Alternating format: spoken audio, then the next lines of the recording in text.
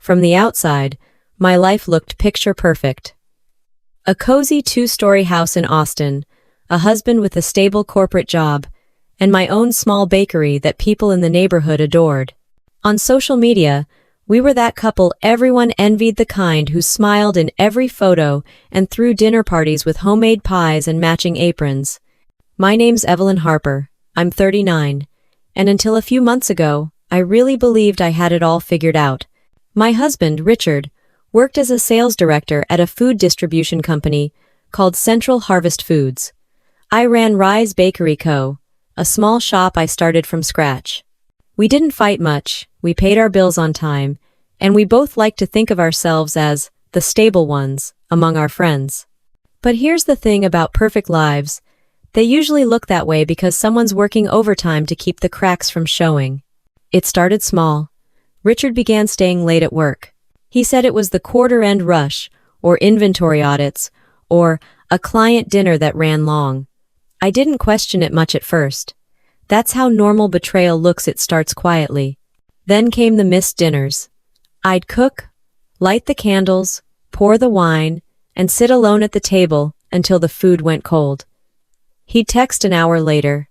"Sorry, honey. Got caught up again." His excuses were so neat, they almost sounded rehearsed. The part that really got me, though, wasn't the lies, it was how calm I'd become listening to them. You'd think a wife would explode, right? Instead, I just started paying attention. The first real red flag was the cologne.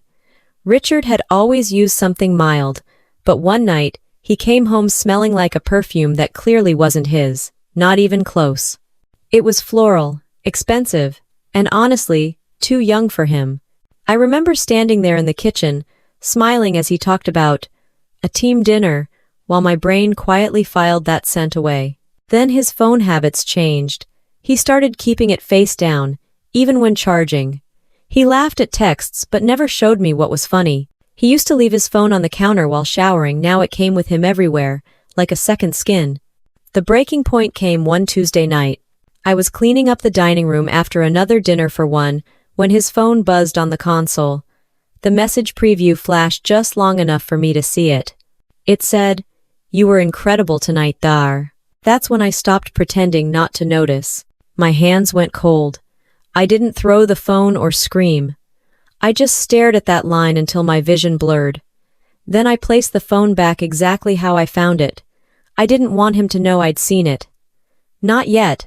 When Richard came home later, I was sitting on the couch, pretending to scroll through recipes. He kissed the top of my head and said, "Long day, huh?" The irony almost made me laugh. He went upstairs to shower, and I sat there, listening to the water running, wondering how long it had been since that sound comforted me, instead of making my stomach twist. Here's the part that still surprises me. I didn't feel heartbreak right away. What I felt was clarity. A sharp, focused kind of calm. Like the moment before a storm, when everything goes still, and you realize you're not afraid of the thunder anymore. That night, I didn't cry. I didn't confront him. I didn't even touch his phone again. I just opened my laptop, pulled up a spreadsheet, and started making notes, dates, excuses, receipts. Not for drama, for proof. Because when you've been lied to long enough, the truth stops being emotional. It becomes data. By midnight, I had 6 dates that didn't add up, 2 unexplained hotel stays, and a gut feeling strong enough to drown out denial.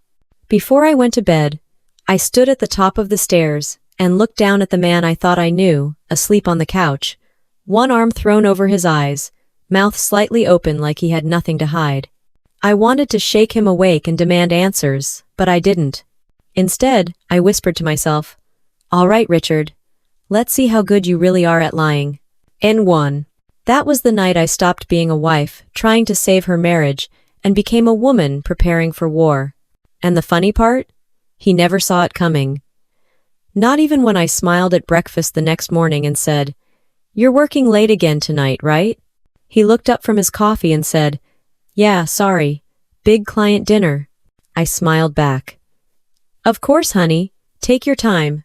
He left the house whistling, thinking I'd bought every word. I stood at the window, watching his car disappear down the street, and for the first time in months, I actually felt calm. Because now, I knew exactly what to do.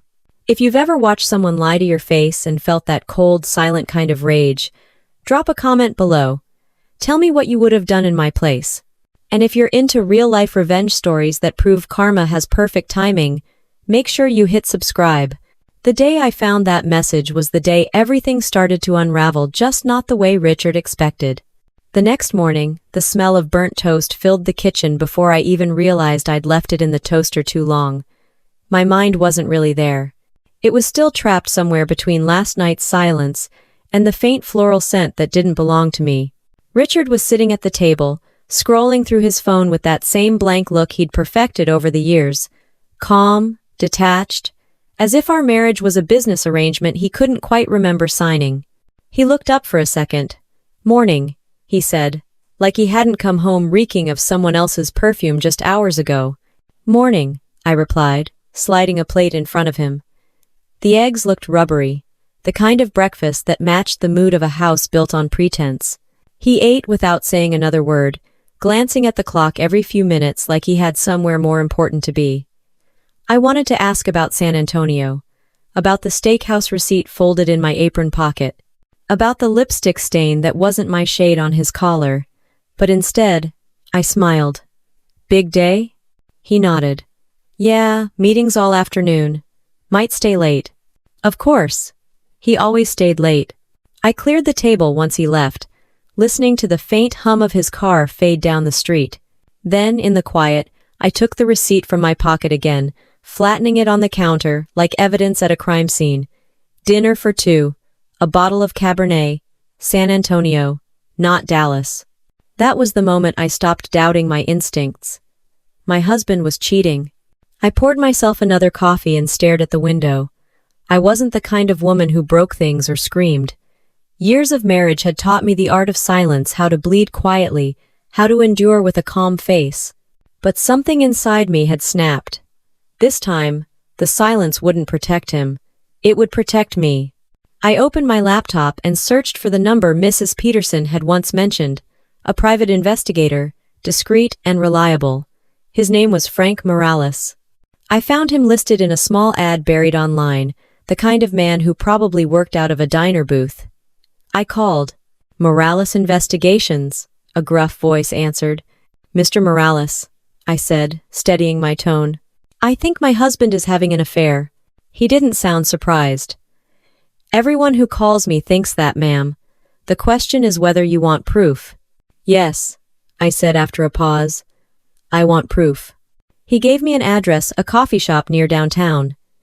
"Bring anything you've got. Photos, receipts, names." By noon, I was sitting in a corner booth across from him. He was middle-aged, stocky, with kind eyes that didn't match his line of work.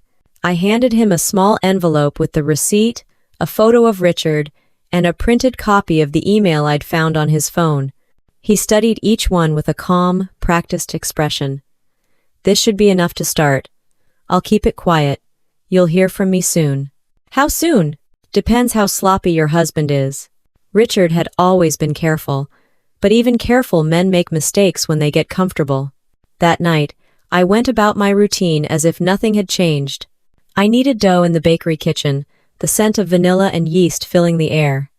To anyone watching, I was just another small business owner finishing a long day. Inside, though, I was counting the hours. At 10 p.m., my phone buzzed. A message from Frank. "Got something. Sending photos." My breath caught. I opened the files. There he was, Richard, in his light blue shirt, holding hands with a woman. They were walking into a restaurant downtown, smiling, comfortable, familiar. I zoomed in on her face. The blood drained from mine. It was Tessa, my brother Nathan's wife. For a moment, I couldn't breathe. I just stared at the photo, the world tilting off its axis. My husband and my sister-in-law. The betrayal doubled in one frame. I replayed every family barbecue, every Thanksgiving, every polite hug between them. It had all been theater. Frank sent another photo, Richard and Tessa sitting close, laughing over dinner. Then one more, his hand brushing her cheek. The final message read, "They left together. Hilton Garden Inn. Room 312. I sat in the dark bakery office, surrounded by the scent of fresh bread and betrayal. My hands trembled as I saved each image to a flash drive. Proof. Cold, undeniable proof. When I got home, Richard was already asleep. His shoes by the door, his wallet on the table, his phone charging on the nightstand. He looked peaceful, like a man without conscience. I wanted to shake him awake, to shove those pictures in his face and scream, "You destroyed us!" But instead, I watched him. Really watched him. The way his chest rose and fell, the small twitch of his fingers. I realized then that I didn't want to hear another lie. I didn't want him to talk his way out, gaslight me, or twist things until I doubted myself again. I didn't want a confrontation. I wanted control. And for the first time in years, I knew exactly how to take it back. The phone screen glowed against the dark. That same message still burning into my mind, another late-night text from an unknown number. I watched Richard roll over, snoring softly, his face slack with the kind of peace that only liars seem to find. I turned the screen toward the light just enough to read the preview. "Can't wait to see you again. Same place?" My chest tightened, but my hands didn't shake. Not anymore. Rage has a way of calming you when it turns cold. I took a deep breath, slid the phone back to its place, and walked into the kitchen. The tile was cold beneath my feet. I stood there in the dark, looking at the reflection of the city lights in the window. All those years of loyalty, of dinners alone, of making excuses for his absence, all of it had led to this quiet, clean moment of realization. Richard was cheating with my brother's wife, and I was done pretending not to know. The next morning, while Richard showered, I slipped the flash drive and photos into my purse. He came into the kitchen, actually humming like a man with no conscience. "Morning," he said, pouring coffee into his favorite mug. "Got a busy day ahead." I smiled. "I'm sure you do." He kissed my cheek, a gesture so rehearsed it almost made me laugh. When the door shut behind him, I exhaled slowly and reached for my phone. Frank Morales picked up on the first ring. "Mrs. Harper, I've got something new. You may want to sit down." "I'm already standing," I said. "Just tell me." "They're not just meeting for dinner. He's been withdrawing cash a few thousand each time, and yesterday they went to a notary office together. Looked like paperwork. My guess? Property transfer or business signatures. I can dig deeper." I gripped the edge of the counter. Dig. By noon, another message came through. A short video. Richard and Tessa sitting in his car outside a law office, flipping through documents. Her handwriting was on the pages. I knew that neat, rounded script. I'd seen it on birthday cards to my niece. I pressed play again. Richard leaned closer and kissed her before she got out. The timestamp read 2:46 p.m. I called Frank back. "I want everything. Every receipt, every photo, every word they say. Can you record them?" He paused. "That'll cost extra. Send me the bill." That night, I couldn't sleep. I sat on the sofa with a notebook, writing down everything I knew. The dates, the receipts, the video times, my bakery contracts, the property deeds, all the things Richard could use against me. I wasn't just fighting heartbreak. I was preparing for war. By dawn, Frank sent another audio file. I put on my headphones, heart pounding, and listened. Richard's voice came first, steady, confident. "Don't worry about her. She trusts me. The bakery paperwork's under my name anyway. Once it's transferred, it's ours." Then Tessa's voice followed.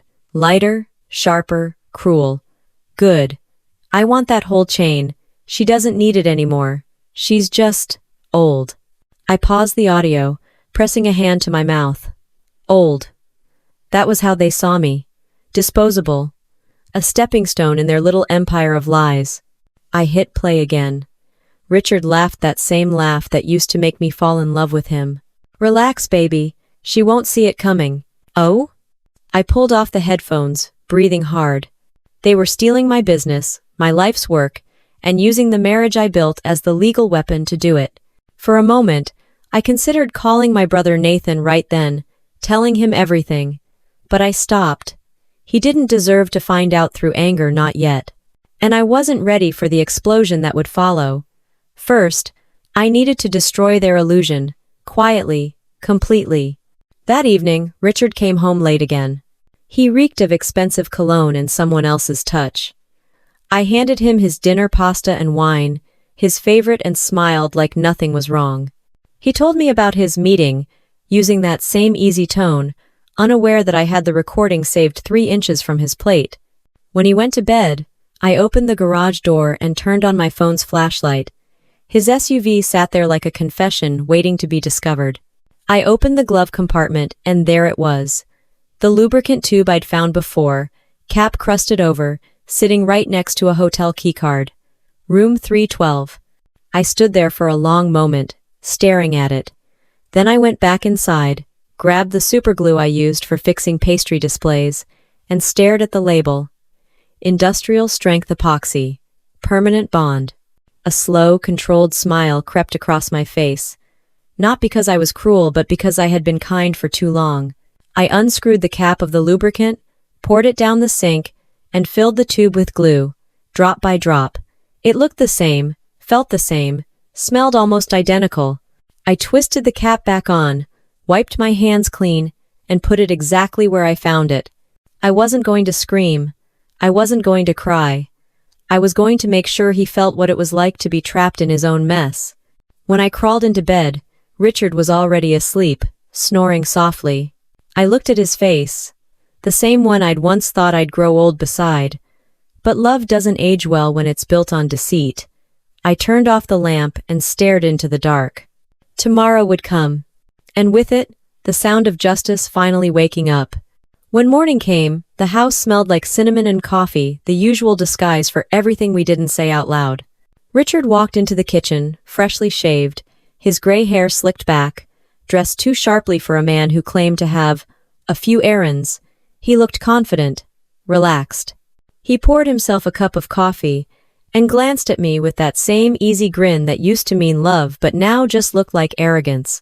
"Big day?" I asked, sliding his plate toward him. He shrugged. "A few meetings. Might be late." "Another San Antonio meeting?" I said it casually, like it was nothing. He froze for a fraction of a second, a flicker so brief most people would miss it. But I saw it. I'd spent years learning every twitch of that man's face. "No Dallas this time," he said quickly, hiding behind a sip of coffee. I smiled. "Of course. Dallas." He finished breakfast, grabbed his car keys, and kissed my cheek on the way out. His lips were cold. The garage door opened, the SUV's engine roared, and just like that, the man I thought I knew drove straight into his own trap. I stood there for a moment, holding my coffee, watching the sunlight pour through the window. I didn't feel guilt or fear, just focus. My heartbeat was steady. Revenge, it turned out, was strangely calming when it was earned. After cleaning up, I grabbed my purse and called Frank Morales. "Mr. Morales," I said quietly, "you can stop following him today." He hesitated. "You're sure?" "I'm sure," I said. "He's going to reveal himself." "Should I stay on standby?" "Yes. But today, I'll be watching too." I hung up and started preparing. If Richard thought I was leaving town, I had to sell it. I packed a small overnight bag, left my bakery apron hanging on the door, and typed a fake text draft to a hotel contact about a contract signing in Nashville. Then I called my neighbor, Paula Jenkins, a retired nurse with too much curiosity for her own good. "Paula, can I use your front window for a few hours later today? I need to watch something." She chuckled. "Watch something?" "Yes, my husband." There was silence, then a low whistle. "Oh, honey, bring coffee." By the time Richard returned home for lunch, everything was in motion. I'd left a casserole warming in the oven and my travel bag by the door. I looked like a woman about to catch a flight, not one about to blow up a marriage. "Flight's at 1, I said. He raised a brow. "Thought it was tomorrow." "Got moved up," I lied easily. "You'll handle dinner?" He smiled, relieved. "Yeah, don't worry about me." That smile told me everything. He thought he had the evening all to himself and to her. When he left the house again, I followed 5 minutes later, crossing the street to Paula's living room. Her lace curtains framed the perfect view of my driveway. She handed me a mug of black coffee and sat beside me, eyes wide. Evelyn, she whispered, are you sure you want to see this? Yes, I said, because seeing it means ending it. Hours passed. Around 10 a.m. The neighborhood was quiet except for the distant hum of lawnmowers. I watched the clock, waiting for what I already knew would happen. Then, at 10:32, a taxi pulled up in front of my house. Out stepped Tessa. Floral dress, big sunglasses, hair too perfect for a morning visit. She looked around like a thief and hurried toward the front door. Richard appeared seconds later, opening it for her. His hand on her back, a fake gentleman's move. They slipped inside, and the door closed behind them. Paula's eyes widened. Is that— Yes. I cut her off. My brother's wife. For a moment, neither of us spoke. The silence felt electric. I pulled out my phone and opened the audio app connected to the small recorder I'd hidden under the bed earlier that week. I plugged in my earbuds, heart pounding. Static, then footsteps. Richard's voice. See? Told you she'd be gone. Tessa's laugh followed. You're terrible, terribly irresistible, he said. And she giggled again. Paula's face turned red. Oh, sweet Lord. I put a finger to my lips. Shh, it's only beginning.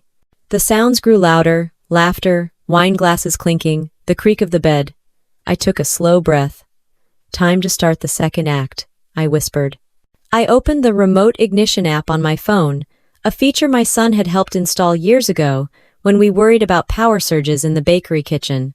A tug on a string I'd rigged through the window earlier that morning triggered the stove. A pan of oil I'd left heating on low began to smoke. Within seconds, black smoke curled up from the kitchen window, spreading through the air like a signal. Paula gasped. Your house! It's fine, I said. It's controlled. Across the street, neighbors started stepping onto their porches. Someone shouted, Is that smoke? Another yelled, Call 911. Inside my earbuds, the chaos began. Tessa. Richard. What's that smell? Richard. Probably nothing. Relax. Alpsend. Then came her shriek, panicked, high-pitched, desperate. What the hell is this? We're stuck. Richard, I can't move. Richard's voice dropped into panic. What do you mean you can't move? I watched the smoke twist higher as sirens echoed in the distance. Paula stood beside me, trembling with both fear and fascination. What did you do? She whispered. Nothing illegal, I said calmly. Just poetic. End of teen. Moments later, a red Firetruck screeched into the street sirens, blaring, lights flashing. The firefighters rushed out, and my stomach clenched. This was the part of the plan that would hurt someone other than me.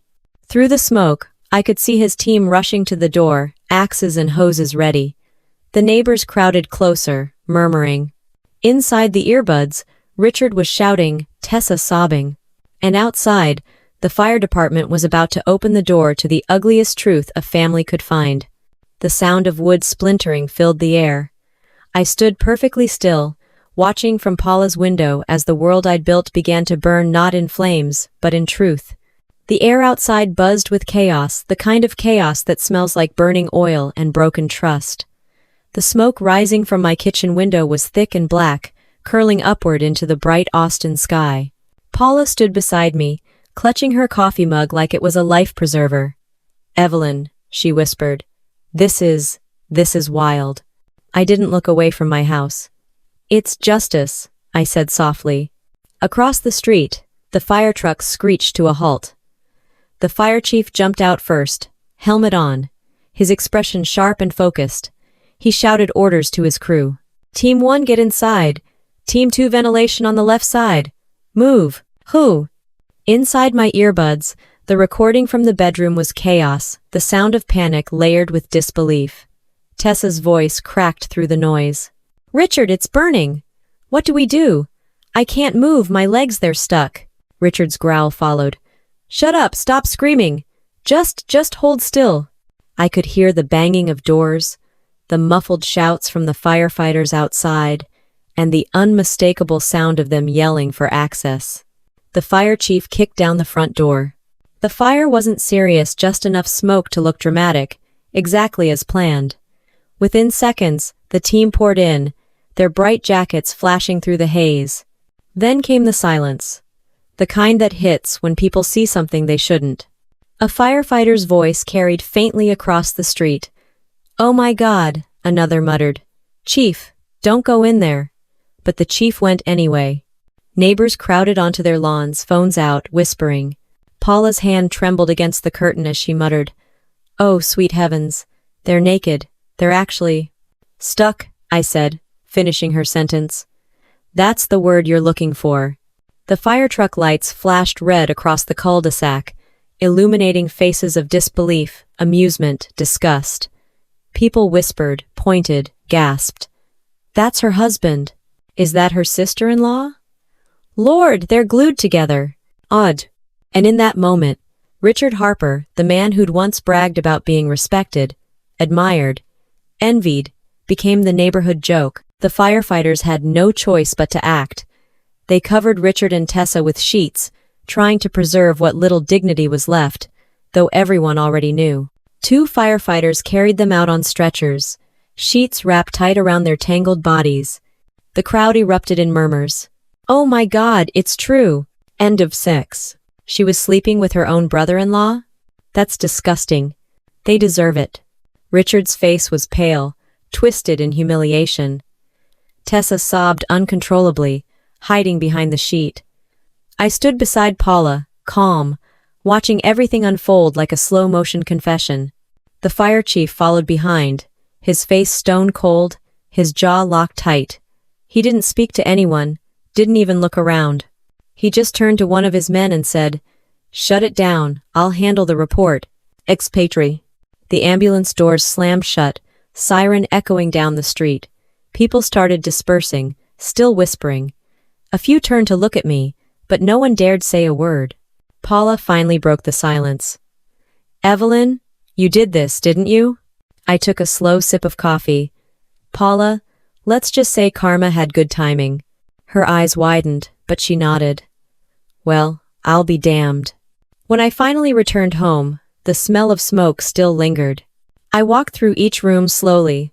The kitchen, the living room, the hallway. Everything was the same, yet different. Lighter, quieter. On the counter, Richard's phone buzzed. A message flashed across the screen from Tessa's number. "Please don't let anyone see the video." I looked at the phone, then out the window toward the neighborhood still buzzing online, the glow of screens in every house. It was already too late. The truth had gone viral, a scandal wrapped in karma, and served with poetic precision. I poured myself a glass of wine, sat at the table, and whispered to the empty room, "You wanted attention, Richard. Now you've got it." The old clock on the wall ticked steadily, the same one that once marked anniversaries, holidays, birthdays. Now it simply marked peace. The hospital smelled like bleach and betrayal. The kind of sterile air that makes everything feel cleaner than it should, even when the mess is too deep to scrub away. I walked down the corridor with calm steps, the rhythmic squeak of my shoes blending with the faint hum of fluorescent lights above me. Nurses passed by with polite smiles, unaware they were walking past the woman whose husband had just become local gossip. Every face I saw seemed to carry the same expression, pity disguised as politeness. I'd lived long enough to recognize it. Richard and Tessa had been admitted early that morning. The paramedics had done their best to keep them covered, but there's no way to cover humiliation. Paula had told me the whole neighborhood saw them carried out like human pretzels, glued together under the white sheets. The video was already online by sunrise, and by noon, the brother-in-law affair was the talk of every group chat in Travis County. I didn't look at my phone. I didn't have to. Some truths don't need to be refreshed, they spread on their own. At the nurse's desk, a young woman in scrubs looked up. "Mrs. Harper, right? They're in room 214. The doctor said they've been stabilized." "Thank you," I said with a gentle nod. She hesitated before adding quietly, "I just want to say, you're handling this better than anyone I've ever seen." I smiled faintly. "It's easier when you've already cried every tear years ago." She handed me 2 small tubes of ointment. "The doctor asked me to give these to you. Skin treatment for them both. It'll help with the burns." I thanked her and waited until she turned away before slipping my hand into my purse. My fingers brushed against the 2 yellow tubes I'd brought from Home Mustard, thick and sharp, packed in identical containers. I made the swap in one smooth motion, sliding the real medicine deep into my bag and leaving the mustard in my hand. My pulse didn't even rise. Revenge, when properly earned, is almost meditative. I walked into room 214. Richard was in one bed, shirtless, with a bandage wrapped around his shoulder. His eyes widened when he saw me. Tessa sat on the other bed, her hair tangled, eyes red, wrapped in a hospital gown that did nothing to hide the shame. "Evelyn," Richard said weakly. "I can explain." "Don't." My voice was calm, not raised. Calm is what scares liars the most. He looked away, jaw tightening. Tessa couldn't meet my eyes. "It was a mistake," she whispered. "I didn't mean for any of this to happen." I tilted my head slightly. "You didn't mean to sleep with your husband's brother, or you didn't mean to get caught." She flinched. Richard shifted, his voice trembling. "Please, Evelyn. I was bored? Lonely? Needing attention?" I interrupted. "You said the same thing years ago when you bought that Corvette behind my back. The only difference now is that you wrecked a family instead of a car." "How?" I placed the mustard tubes on the table between them, beside the stack of papers I'd brought. "These are for your burns," I said evenly. "And these," I patted the folder, "are for your conscience." Richard frowned. "What's this?" "Divorce papers," I said. "Already signed by me. You just need to add your name, and hers." Tessa's lips quivered. "Evelyn, please. I love your brother. You don't love anyone," I said quietly. "You just collect people like jewelry." But this time the necklace snapped. For a moment, no one spoke. The monitor beeped softly beside Richard's bed, the sound of a heart still beating in a man who'd lost his. I turned to leave, pausing at the door. "When you're done destroying each other, sign the papers. I'll send someone to pick them up." I walked out before Richard could respond. I didn't need to hear his excuses anymore. Halfway down the hall, a scream tore through the quiet. It was sharp, high, unmistakable. Tessa's voice. "It burns. Oh my God, it burns." A nurse rushed past me toward room 214, shouting for the doctor. Richard's voice followed, angry and panicked. "What the hell did you give us?" I didn't turn around. I just kept walking toward the exit, my heels clicking softly against the polished floor. The sound was oddly satisfying, like punctuation at the end of a sentence that had gone on too long. By the time I reached the parking lot, I could hear the commotion inside: footsteps, alarms, the nurse yelling for saline. I unlocked my car, slid into the driver's seat, and took a deep breath. The morning air was crisp, the kind that felt like a clean slate. When I pulled into my bakery's parking lot, the bell above the door jingled like it always did. The smell of bread and sugar wrapped around me, warm, steady, honest. I took off my jacket, tied my apron, and stepped behind the counter. Customers would come soon. Life had to keep moving. On the wall behind me hung a small framed photo. Me, Richard, my brother Nathan, and Tessa at a family barbecue years ago. Everyone smiling, pretending. I took it down, slid it into the trash, and wiped my hands clean on my apron. The bell rang. Paula walked in, holding her phone, eyes wide. "Evelyn, it's everywhere," she whispered. "The video, the hospital incident, the screaming people are saying you cursed them." "Over?" I smiled, setting a tray of flan on the counter. "Paula, let them say what they want. They finally know who they really are." She stared at me for a long moment, then burst into laughter. "You're unbelievable." "I had years of practice," I said, handing her a pastry box. "Now I'm just getting started." As she left, I looked at the clock above the register. Noon. The same clock that once counted down my husband's late arrivals now marked something else entirely: my own freedom. Outside, the sun broke through the morning haze, glinting off the bakery sign that read Rise Bakery Co. I traced the letters with my eyes and smiled to myself. Rise, not because I hadn't fallen, but because I had, and I got back up anyway. The following weeks flowed with an ease I hadn't felt in years. The scandal that had once devoured my nights now lived its final days as neighborhood gossip, replaced by newer, shinier dramas. People move on fast, but peace moves in slower, quieter, and it stays if you let it. The bakery had become my sanctuary. The scent of baked bread and roasted coffee greeted me every morning like an embrace. I'd arrive before dawn, turn on the lights, and listen to the soft hum of the ovens, a sound that now meant control, not survival. Customers still whispered when they saw me, but the whispers had changed tone. They used to say, "That poor woman." Now it was, "That's Evelyn, the one who turned revenge into a business." Some came in shyly, asking for advice as if I were some kind of saint of second chances. I wasn't. I was just a woman who finally stopped apologizing for burning bridges that led nowhere. Later that week, I hosted a small gathering at the bakery. Not a grand reopening, not a celebration, just a thank you evening for friends, customers, and neighbors who had supported me through the chaos. Paula handled the music, and I brought out trays of pecan pies and lemon bars that vanished faster than I could serve them. The laughter in that room was real. It wasn't the forced kind you hear at corporate dinners or family parties pretending to be happy.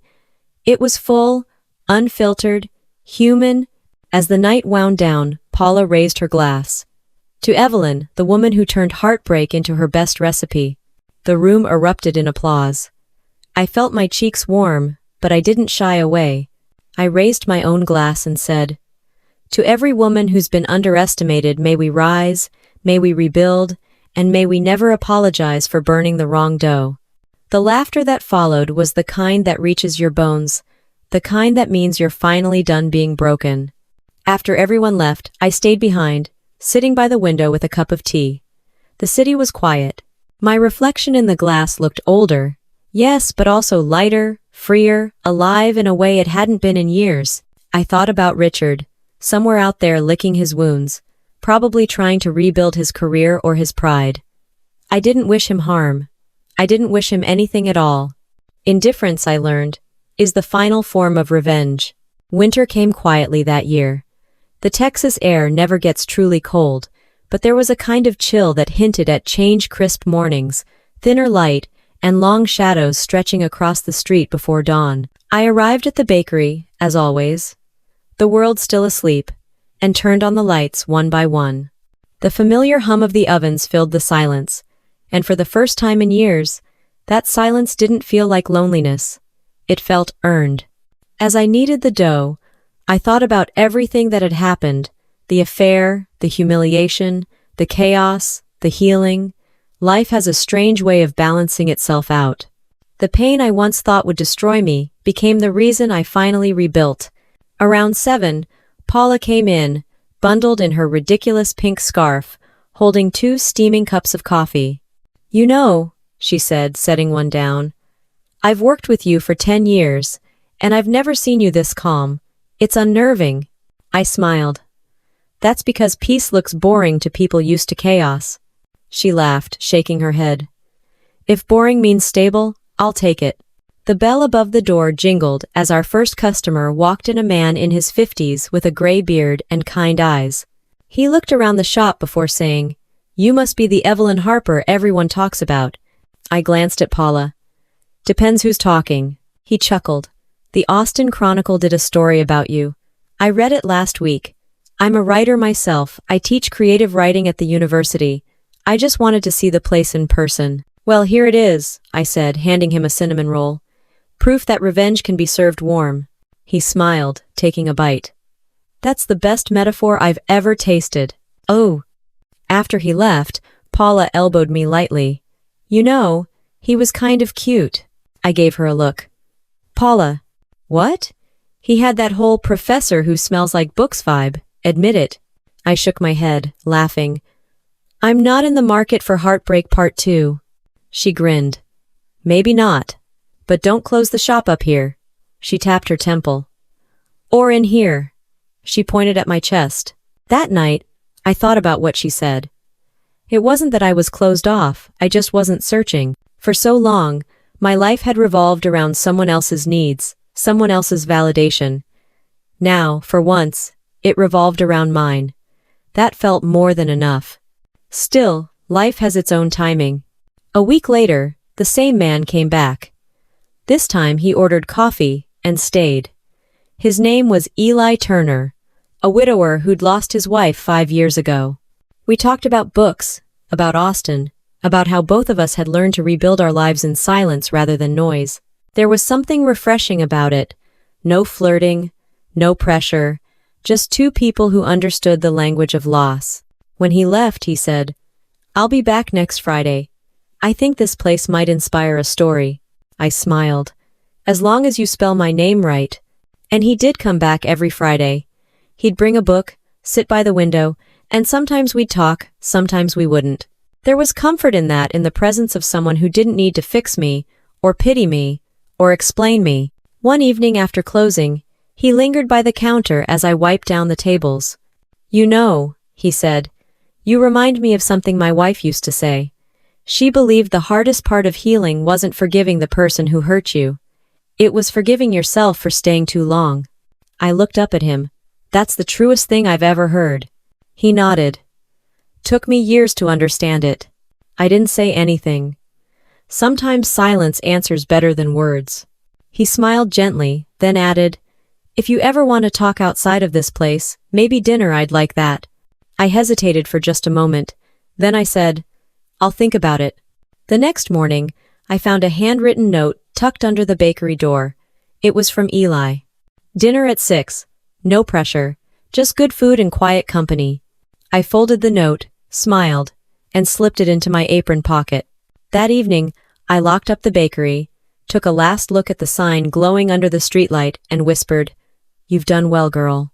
The restaurant Eli chose was simple, a family-owned place with soft music and warm lighting. The conversation flowed easily, like we'd known each other in another lifetime. There were no grand confessions, no promises, just laughter and the quiet rhythm of two people rediscovering connection. When we walked outside, he said, "You don't have to answer now, but I'd like to see you again." I smiled, feeling that rare sense of peace that doesn't ask for anything more. "Maybe you will." Back home, I stood in front of the mirror, not to check my reflection, but to meet the eyes of the woman looking back. She wasn't the same person who once cried in the dark, waiting for a man to come home.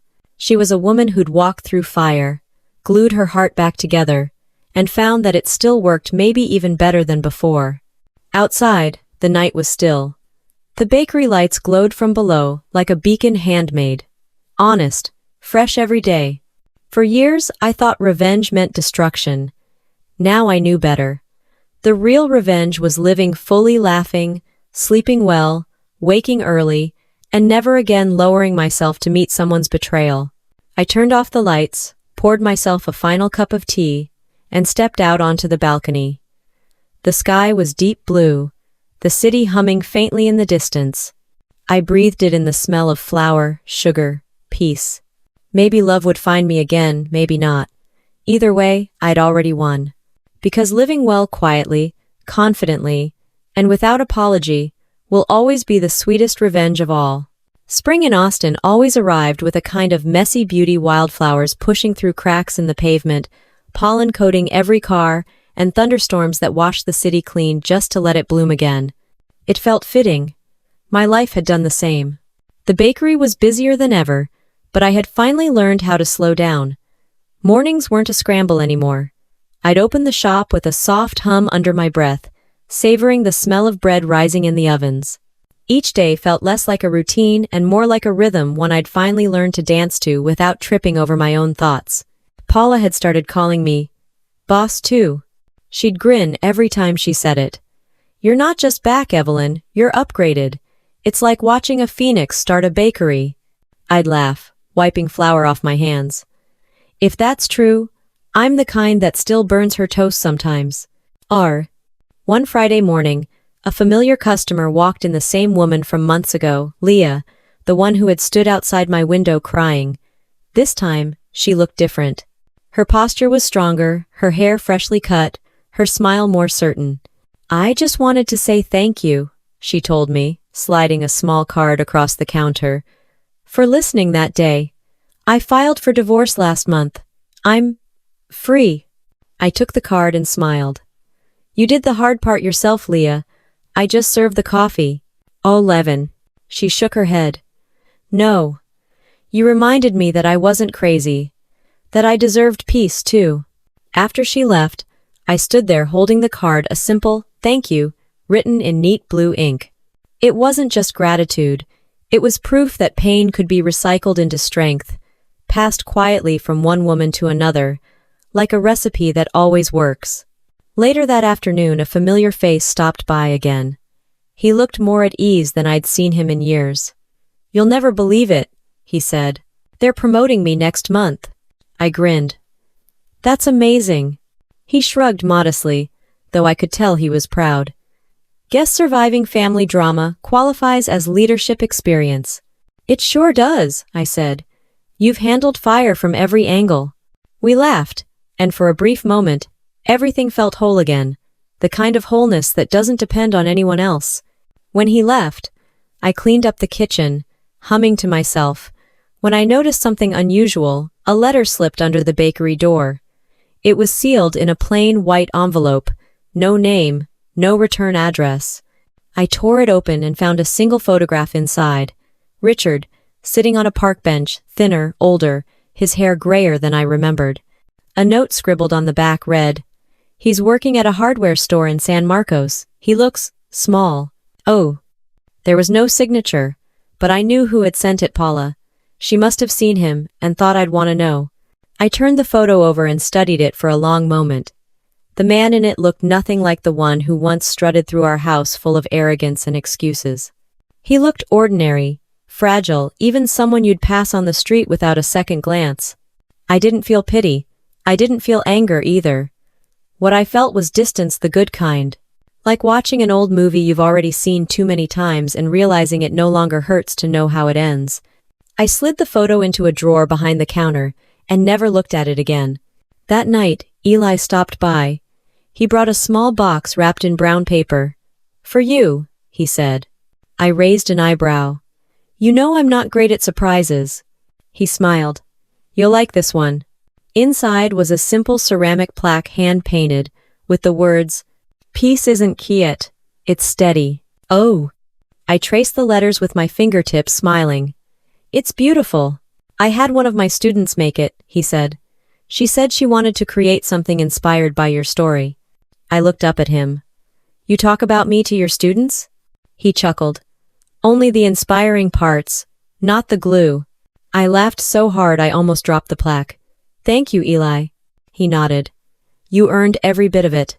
After he left, I hung the plaque near the cash register. Every time I looked at it, I thought about the strange, winding path that brought me here, the chaos, the humiliation, the silence, and finally, the peace. The next morning, an older man came in, a quiet customer who always ordered the same thing, a black coffee and a blueberry scone.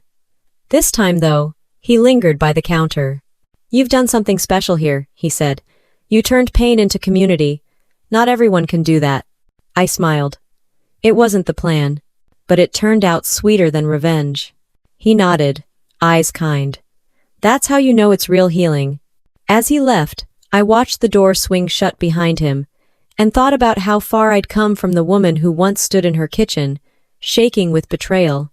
Back then, I thought silence meant weakness, that if I didn't shout my story, no one would believe me. But now, I understood something different. Silence isn't surrender. It's space, the kind that lets you breathe again, build again, live again. By evening, the bakery was empty, the last crumbs swept, the lights dimmed. I locked the door, walked outside, and leaned against the cool brick wall. Across the street, the city glowed soft and golden, alive with people who'd never know my story and didn't need to. I closed my eyes and breathed in the scent of bread cooling inside, of sugar and cinnamon and new beginnings. For a long time I stood there, listening to nothing but the hum of life moving forward. Then I whispered to the night, "This is what freedom sounds like." And in that quiet, warm, steady, alive, I finally understood that the end of one life isn't the end at all.